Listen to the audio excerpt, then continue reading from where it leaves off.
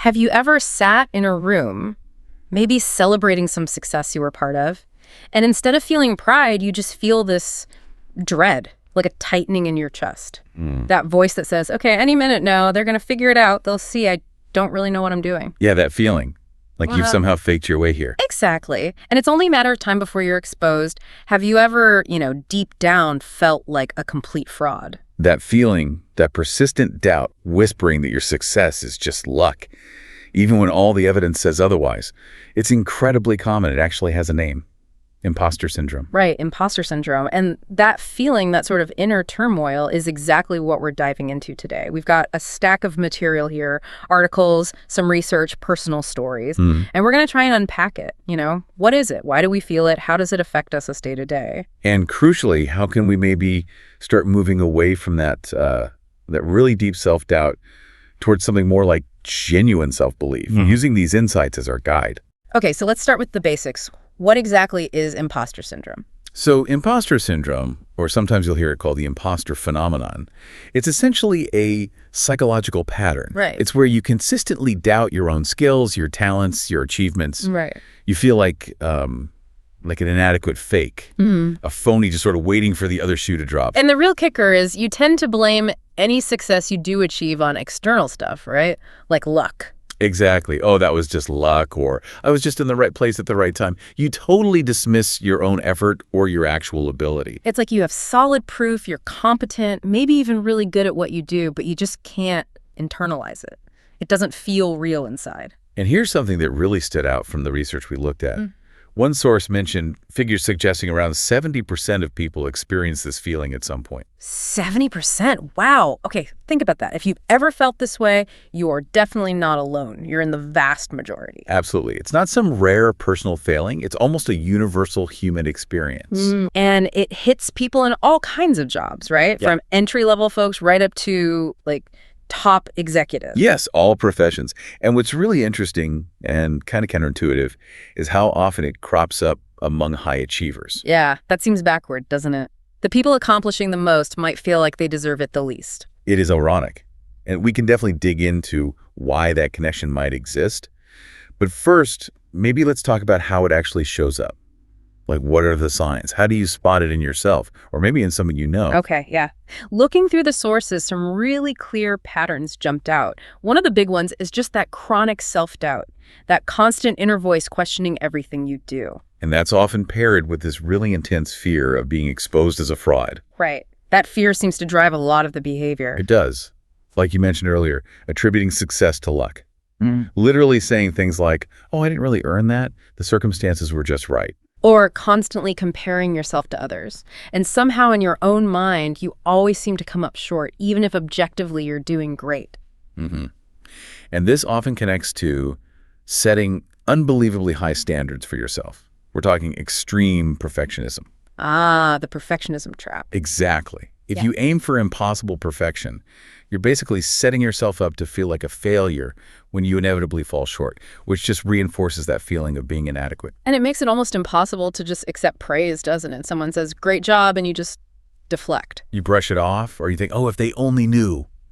If they knew how much I struggled, or if they knew I almost didn't finish it. Which must lead to a ton of anxiety about performance, this constant pressure to work even harder just to keep up the facade. Oh, absolutely. You feel you have to prove yourself over and over and over again, just so nobody finds out. And that sounds exhausting, like a direct route to burnout, working crazy hours, feeling like you can never let up. It can be. Or sometimes the fear can swing the other way. It becomes so overwhelming that it leads to procrastination. You avoid starting things because the thought of failing feels just too terrifying. That makes sense too. And you might also catch yourself actively downplaying your own wins. Yes.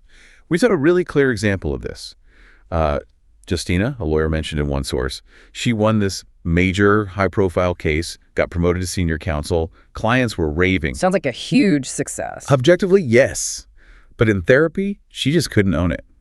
She described the win as, oh, it wasn't that hard, and insisted that, anyone else could have done better. Wow. That gap between the external reality and her internal feeling is huge. It really highlights it, doesn't it? Yeah. This isn't about your actual abilities. It's about this internal belief system about yourself. So if it's this widespread, affecting so many people, Why does it seem to hit some folks harder? Or what are the things that tend to trigger it?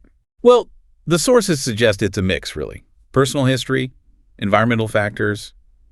It's complex. And while anyone can feel it, certain groups do seem to report experiencing it more intensely. Okay. We found, for instance, that women, especially women in leadership roles, often talk about imposter syndrome. There was a KPMG study mentioned that found something like 75% of women executives had felt it. 75%.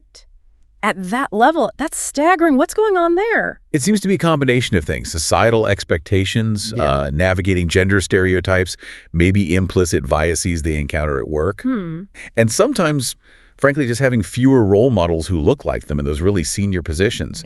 All that external stuff can amplify that internal, am I good enough voice. It's like you're fighting the internal battle, and then the outside world adds extra hurdles, making you question if you even belong there. Precisely. And we mentioned perfectionism earlier. That's a huge internal driver. If your personal standard is basically unreachable, you're going to constantly feel like you're falling short, like an imposter. And what about like earlier life stuff? Does that play in? Oh, definitely. Growing up with, say, hypercritical parents or teachers, or maybe just not getting much external validation for your successes, that can kind of lay the groundwork for feeling fundamentally not enough, no matter what you achieve later on. That makes sense, like planting a seed of doubt early on. Right. And certain personality traits, like being naturally more prone to anxiety, can also make you more vulnerable to that inner critic. And you mentioned environmental factors. One point that really stood out was about individuals with marginalized identities. Yes, this is crucial. Folks from BIPOC communities, the LGBTQIA+ community, people with disabilities, first-generation college students, they often face additional triggers. How so? Well, sadly, this is where systemic issues really intersect with individual psychology. If you're regularly facing discrimination or harmful stereotypes or just a lack of representation in your field, it constantly undermines your sense of belonging and competence. So even if you achieve something great, Right? Others might unfairly attribute your success to something like quotas or diversity initiatives rather than your actual talent. That makes it incredibly hard to internalize your own achievements. Plus, just navigating environments where you don't have the same cultural background or, generational familiarity can really heighten that feeling of being an outsider, feeding those imposter fears. and then there's that weird twist again that high achievers are often really vulnerable. Yes. They're often in high-stakes environments, comparing themselves constantly. They feel immense pressure to perform. They set those super high expectations for themselves. And they might be breaking new ground, right, Yeah. in fields where there aren't many people like them. Exactly. Which can intensify that feeling of being an outlier, someone who doesn't quite fit the mold. We saw examples like Kieran Mon feeling like a fraud after a promotion despite a great track record, or even a therapist feeling like an imposter with her very first client despite all the training. It just hammers home that this feeling isn't really tied to your actual competence level. It's this disconnect between your competence and your confidence. Often rooted in those external factors and those deeply ingrained beliefs about yourself. Yeah. And this disconnect, it takes a toll, doesn't it? Yeah. Especially on mental health. Oh, absolutely. The research is pretty clear here. Imposter syndrome is significantly linked with increased anxiety, higher rates of depression, and just this corrosive low self-esteem. That constant pressure you mentioned to always be proving yourself, that sounds incredibly stressful. It is. Right. And it's a major pathway to burnout. It can even spill over into your personal life, making you hesitant to open up or share your successes because you fear people will see through you if they get too close. And if someone's already dealing with anxiety or depression. Imposter feelings can definitely make those conditions worse. Yeah. One study we looked at specifically highlighted this strong negative link between the imposter phenomenon and overall mental well-being and self-esteem. Basically, the more you feel like an imposter, the lower your well-being tends to be. There was even a fascinating point about potential, biological effects. Yeah, how chronic stress and self-doubt might be linked to things like lower serotonin and dopamine levels, maybe even impacting confidence through hormones like testosterone, and activating the amygdala, the brain's fear center, keeping you kind of stuck in that anxious state. And that affects the thinking part of the brain, too. Right, the prefrontal cortex. It can make you more prone to those cognitive distortions like black and white thinking, where things are either perfect or a total failure, or catastrophizing, where you automatically jump to the worst possible outcome. It genuinely impacts how you process information about your own value. Okay, so given how pervasive this feeling is and the real damage it can do, how do we start to push back? How do we bridge that gap between feeling like a fraud and actually knowing our own worth? Well, the good news is there are real strategies, things backed up by clinical experience and research. And the very first step, maybe the biggest one, is just acknowledging it and normalizing it. Just saying, okay, this feeling has a name and lots of people feel it. Exactly. Recognizing it's not some unique personal flaw, but a common psychological pattern. You're not alone. And feeling this way doesn't actually mean you're a fraud. Often, it just means you have high standards and you care a lot. Taking away some of its power right there. Okay, so after acknowledging it. Then it's about actively identifying and challenging those negative thoughts, kind of becoming an observer of your own inner critic. How do you do that? When that voice pipes up, you're not good enough, you consciously ask, okay, where's the actual evidence for that? And then you counter it with the real evidence of your accomplishments. So actively looking for proof against the negative thought. Right. And reframing is huge here, too. Intentionally shifting your focus from what you think you lack to what you have actually achieved. Like keeping a list or something? Yeah, keeping a journal specifically for your achievements, positive feedback you've gotten, even small wins. That can be incredibly powerful. It gives you something tangible to look at when that inner voice starts up. What about those super high standards, the perfectionism? Got to tackle that too. Set realistic goals. Yeah. Seriously. Instead of aiming for some impossible ideal, break tasks down into smaller, achievable steps. And then this is important. Celebrate each step you complete. Acknowledge your contribution along the way. And be kinder to yourself in the process. Yes.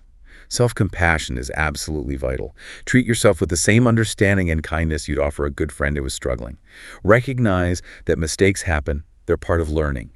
Mindfulness or meditation can also help quiet that anxious chatter and build that inner kindness. Okay, this one feels really key. Take ownership of your success. Really try to internalize your achievements.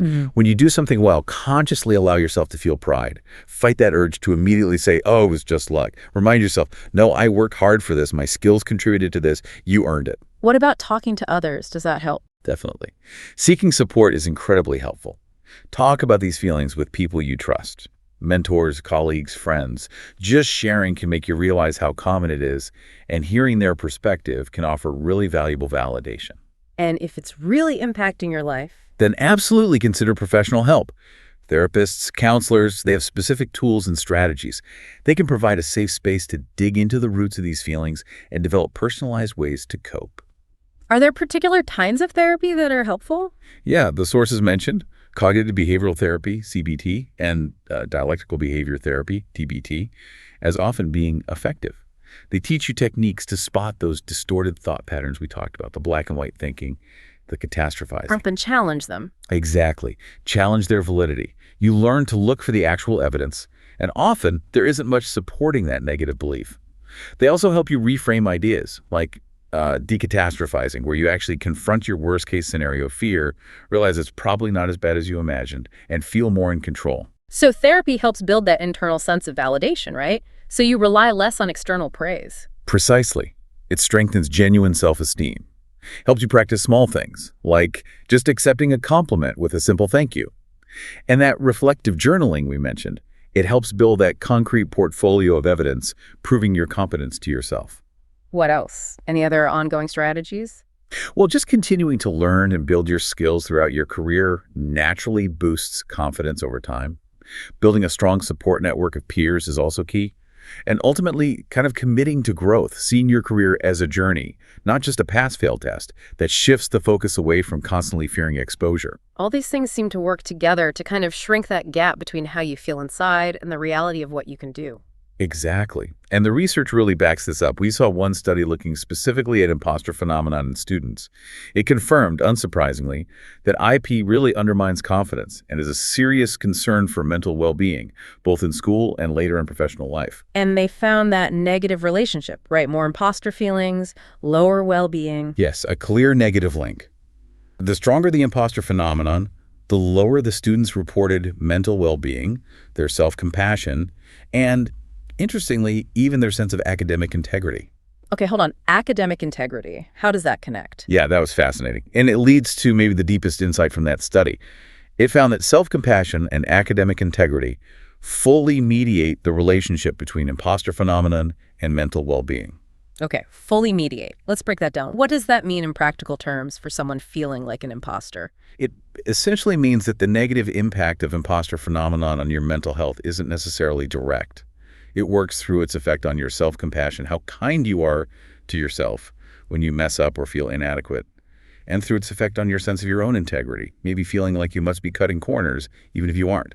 Ah, okay. So if feeling like a fraud makes you beat yourself up relentlessly and maybe even makes you question your own ethics, those are the things actually dragging down your mental well-being. That's what the research suggests. The IP itself is the trigger, but the damage to well-being comes largely via the erosion of self-compassion and perceived integrity. Which implies if you can somehow maintain self-compassion, be kind to yourself even when you feel like a fraud, and trust your basic integrity, you can buffer the hit to your mental health. Precisely.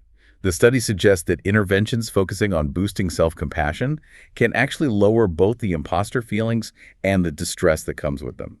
Being kind to yourself when you're struggling isn't just fluffy advice. It's a key protective factor. And that link to integrity is worrying too. The idea that the fear of being a fraud could push someone towards actions that actually feel fraudulent. It's a tragic irony, isn't it? That intense fear of being seen as inadequate might, for some, become an underlying factor in things like academic misconduct or cutting corners at work. Which just makes it even more important to address this stuff openly, not just for individual well-being, but for creating healthier, more honest environments overall. Absolutely. The research really calls for things like workshops, training, open conversations about imposter phenomenon, teaching coping skills, and really promoting self-compassion and a healthy sense of integrity. It really frames tackling imposter syndrome as building a more robust, maybe kinder, and more truthful relationship with yourself. Yeah, it's not just about feeling better. It's about living and working with more authenticity, believing your own reality, the one supported by evidence, over that fearful story your mind sometimes tells you. Wow. We've definitely covered a lot of ground today. Defining imposter syndrome, seeing just how common it is. Exploring how it shows up, what triggers it. Understanding the real impact on well-being, even touching on the brain science. And most importantly, digging into those concrete strategies backed by research for how to move forward. And I think the key takeaway weaving through all of this is that imposter syndrome. It's a powerful, really uncomfortable feeling, often born from high standards, maybe comparison, external pressures. But it is just that, a feeling. It's not objective reality. It doesn't define who you are, what you're capable of, or what you've achieved. You are not a fraud. You're human. You've accomplished things. And it's okay to have doubts, especially when you care deeply. Your achievements are real. They're the evidence. That's the truth to hold on to. So here's a final thought to chew on. If imposter syndrome is often tied to this drive for excellence, this fear of falling short that pushes us to work harder, is there a way to maybe harness that positive drive, that ambition for growth and contribution, but without the crushing self-doubt and the constant fear? Can we somehow separate the productive engine from the destructive internal noise? Keep the drive, but ditch the dread? That's a really powerful question. Finding a healthier motivation, maybe one rooted more in self-worth and learning than in fear. Definitely something to think about. Remember, tackling this feeling, it's a process, it's a journey. It's not like you flip a switch. Be kind to yourself along the way. Really celebrate your wins, even the small ones. And know, truly know, you are absolutely not alone in feeling this. Keep learning, keep growing, and keep flexing that muscle of self-compassion. It really is vital. Thanks so much for joining us for this deep dive. Until next time.